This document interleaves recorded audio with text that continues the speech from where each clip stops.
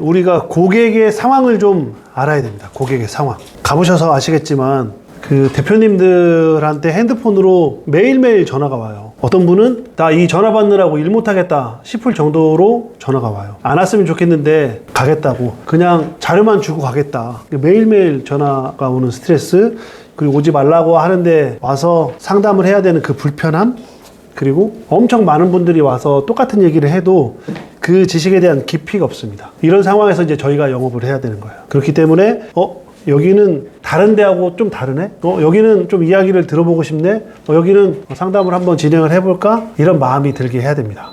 왜냐하면 대표님들은 선택과 판단을 하는 데 있어서 이익과 손해와 직결되는 판단들을 10년 넘게, 20년 넘게 이렇게 해오신 분들이에요. 여기 계신 분들도 사람을 판단하는 본인들만의 기준이 있잖아요. 난 이런 사람은 싫어, 이런 사람하고는 이야기하기 싫어, 난 이런 스타일 좋아, 이런 것들이 있는데, 대표님들 같은 경우에는 내가 선택을 하면 이게 회사와 나에게 이익이 되는 판단, 때로는 잘못해가지고 손해가 되는 이런 것들을 10년 넘게 엄청 체화되신 분들이기 때문에 그냥 말하는 것만 봐도 여기하고는 내가 이득이 없을 것 같다, 여기하고 이야기해보면 좀 이익이 생길 것 같다 라는 것들을 직감적으로 판단을 하게 돼요. 그래서 저희가 라포를 잘해야 되는 거예요. 그리고 이거 라포 중요하게 생각을 안 하거든요. 그냥 서류 가지고 와서 대표님 이거 하셔야 되고 이거 하셔야 되고 지금 가지금 해결 안 하면 안 됩니다. 근데 이런 얘기를 이미 막 수없이 들은 상황에서 우리도 똑같이 얘기하면 안 된다는 거예요. 그 라포 한 20분 한다고 해서 이 고객이 나를 얼마나 신뢰하겠냐라고 생각할 수 있지만, 빠르게 판단하시는 분들은 한 5분만 해도 이 사람이랑 이야기해보고 싶다, 이 사람이랑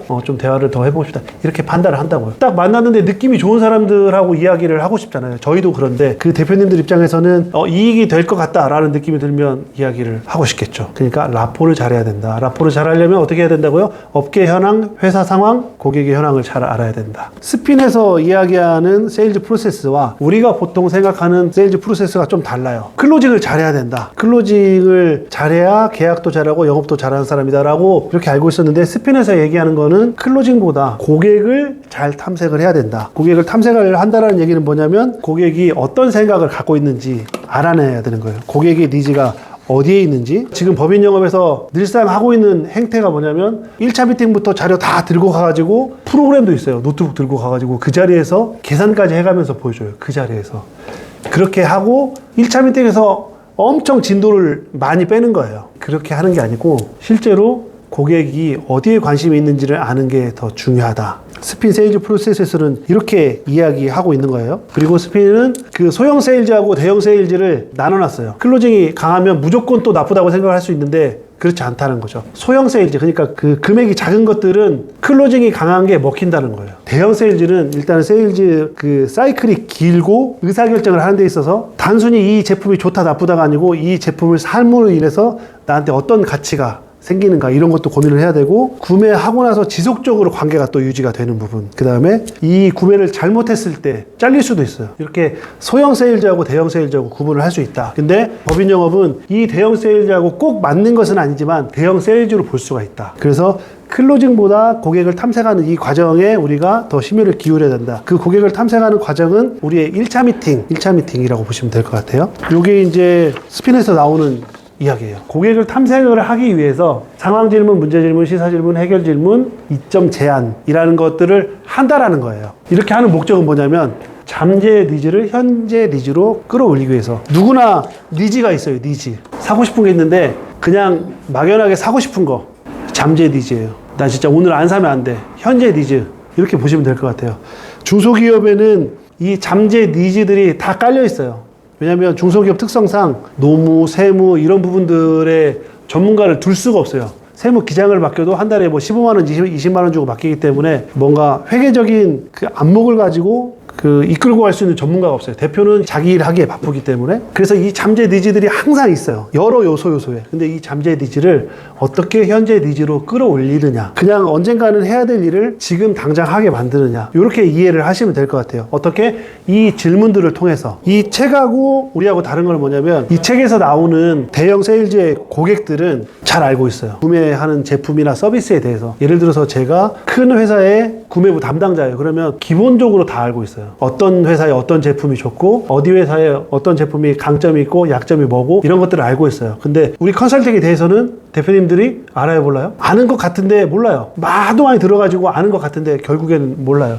그래서 이 순서대로 안 가요. 우리만의 그 대표님 설명하는 그 방식이 따로 있는데 상황 질문, 문제 질문, 시사 질문, 해결 질문 이런 것들이 중간중간에 요긴하게 쓰일 뿐이지 이 순서대로 안 가니까 왜 이 순서대로 안 가냐고 하시면 안 됩니다. 그 인사 및 명함 교환부터 라포 형성까지는 대부분 비슷합니다. 아까 제가 라포 형성할 때 그 1차 미팅 화법집에 보시면 제가 한 5가지 정도로 라포 형성하는 질문과 리액션, 뭐 덕담 이런 것들을 드렸는데 그거 외에 이제 업계의 지식을 알고 계시다라고 하면 그걸로 라포를 하셔도 돼요. 예를 들어서 팀장님 가서 중대재해처벌법에 관해서 그냥 쭉 읊어주시면 전문가구나. 공장이 있는 회사들은 다 그 걱정이 있잖아요. 그런 부분으로 라포를 하셔도 되고 제가 5개 드린 거는 어디서나 어느 회사를 가도 그냥 쓸 수 있을 정도. 대표님 회사가 정말 오래되셨는데 정말 대단하시네요. 어려움을 어떻게 극복하셨나요? 이런 내용이기 때문에 그냥 쓰시면 되고 여기까지는 동일해요. 대부분 동일한데 이제 이 아이템을 이야기할 때 달라요. 한 업체에 보통 한 3-4가지 뭐 많으면 5가지 정도의 아이템을 언급을 해요. 1차 미팅에서 언급을 하는데 그 아이템마다 이 순서대로 가진 않아요. 연구소와 관련된 아이템을 얘기하면 오늘 여기서 연구소 이야기할 때 저기서 연구소 할 때 다르진 않아요. 거의 비슷해요. 근데 연구소 얘기할 때하고 특허 얘기할 때하고 뭐 가지급금 얘기할 때는 조금씩 달라요. 아이템별 스핀이 있으니까 이거는 녹취록에 나온 그 아이템별 그 멘트를 외우시면 돼요. 굳이 이 순서가 아니더라도 대부분 이 순서대로 가게 되어 있긴 하지만 가지급금 같은 경우에는 시사 질문이 더 위주로 나오고 어떤 아이템은 해결 질문이 더 위주로 나오고 이제 그런 부분이 있으니까 그렇게 이해를 하시면 되고 이렇게 하고 난 다음에 중요한 게 뭐라고 했죠? 1차 미팅의 목표, 니즈 확인이 된 2차 약속을 잡는 거 그거예요. 이 부분을 어떻게 정리를 하냐면 이제 녹취록에 보면 이렇게 해서 니즈 파악을 한다고 이렇게 해서 상담 내용을 정리한다라고 이렇게 생각할 수도 있는데 제가 오늘 이거 연구소 얘기했고 뭐 얘기했고 이렇게 정리를 하는 게 제가 이렇게 왔다 갔다 했잖아요. 2-3번씩 있어요. 2-3번씩. 왜냐? 아까 제가 말씀드렸다시피 컨설팅에 대해서는 고객들이 몰라요. 30분 동안 얘기한다라고 치면 맨 앞에 5분의 한 얘기를 맨 끝에 5분의 그 기억을 못 하고 있어요. 그러니까 내가 한 얘기를 한 번씩 다시 리바이벌을 해줘야 돼요. 그래서 2-3번 정도 왔다 갔다 하고 2차 약속까지 잡고 오는 거고 맨 마지막에 상담 내용 정리를 할 때는 맨 마지막 질문. 대표님 사업하시면서 이것만큼은 꼭 해결하고 싶으신 부분이 있으신가요? 이 질문을 꼭 하셔야 돼요. 꼭. 그걸 해야 내가 미처 아이템에서 준비를 못했다거나 그런 부분들이 걸릴 수가 있어요. 걸릴 수가 있고 이제 조금 잘 되면 라포 형성 한 번 더 하고 이제 마지막에 오늘 미팅 어떠셨는지 물어보고 이렇게 과정이 진행이 됩니다. 요거는 이제 녹취록에 나온 그 업체별 그 아이템별로 외우시면 돼요. 외우시면. 그리고 다 정리해놨어요. 여기 1차 미팅 화법집에다가 아이템별로. 그래서 이제 저희가 요거를 설명을 할 때 이제 상황 질문이라고 하기도 하고 상황 대화라고 하기도 할 거예요. 그냥 혼용해서 쓰는 거니까 상황 대화나 질문이랑 똑같은 이야기다. 대화나 질문이나 그렇게 이해를 하시면 되고 상황 대화는 뭐냐? 팩트 체크 한다라고 보시면 될 것 같아요.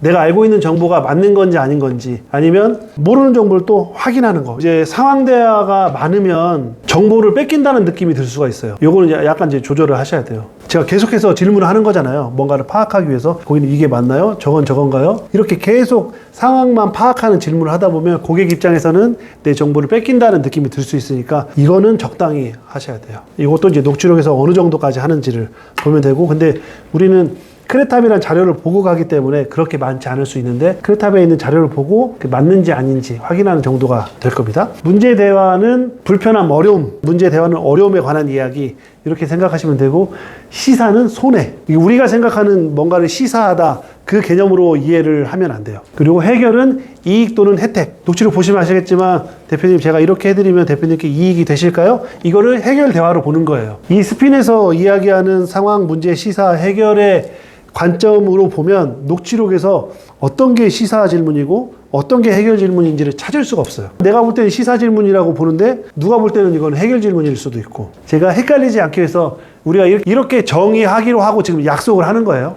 아셨죠? 그리고 이점 및 특장점 위주의 설명 이게 뭐냐면 이제 보통 아이템을 설명할 때 그 스핀에서 이야기할 때는 이게 맨 마지막 단계예요. 근데 저희는 상황 대화를 하고 이점 및 특장점 위주의 설명이 들어가요. 왜냐하면 고객이 아이템에 대해서 모르기 때문에 컨설팅에 대해서 모르기 때문에 설명을 들어가는데 그냥 설명이 아니고 이점 및 특장점에 대한 설명, 특장점 위주의 설명. 예를 들어서 연구소에 대해서 설명을 한다. 연구소를 어떻게 설립을 하고, 연구소 설립하려면 사람이 몇 명 필요하고 공간이 몇 명 필요하고를 이야기하는 게 아니고, 연구소를 설립을 하면 혜택이 어떻게 되는지, 세액공제가 어떻게 되는지, 이런 부분들을 이익이 되는 포인트로 이야기를 해주시는 거예요. 가직금 같은 경우에도 해결을 하면 연에 한 8천만 원씩 손해가 되고 있는데 해결하시면 그냥 돈 버시는 거죠. 이런 식으로 어떤 과정이나 기법들을 알려주면서 설명을 하려고 하는 게 아니고 이익과 혜택의 기준으로 설명을 해줘야 되고, 능력 논증이라는 거는 내가 할 수 있다, 우리 회사가 할 수 있다, 이렇게 이야기를 하는 거예요. 우리 회사가 이 부분에 있어서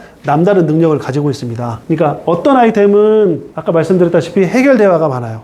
어떤 아이템은 시사 대화가 많고, 어떤 아이템은 설명하는 게 엄청 많아요. 이 부분은 아이템별로 외우는 게 좋아요. 모든 아이템이 이렇게 설명을 한다라고 생각을 하지 마시고, 아이템별로. A 업체에 가서 연구소 얘기할 때, B 업체 가서 연구소 얘기할 때 100% 똑같지는 않잖아요. 조금씩 다르잖아요. 그러면 이 화법집을 계속해서 이제 본인 걸로 업그레이드를 시키시는 거예요. 이건 완성본이 아니에요. 아셨죠? 그래서 이거를 잘 정리를 해 놓으시면 3주 후에 미팅 나가셨을 때 내일 가는 업체는 연구소 특허, 뭐 법인 전환을 이야기를 해야겠다라고 하면 이거 보면 되는 거예요. 이거 보고 내일 미팅을 준비하면 되는 거고, 또 다른 업체 간다. 그러면 또 여기서 골라먹듯이 이렇게 빼가지고 그렇게 하시면 되는 겁니다. 아시죠? 이 화법집은 그렇게 활용을 하시면 될 것 같아요. 1차 미팅에 대한 설명은 끝이에요, 이게.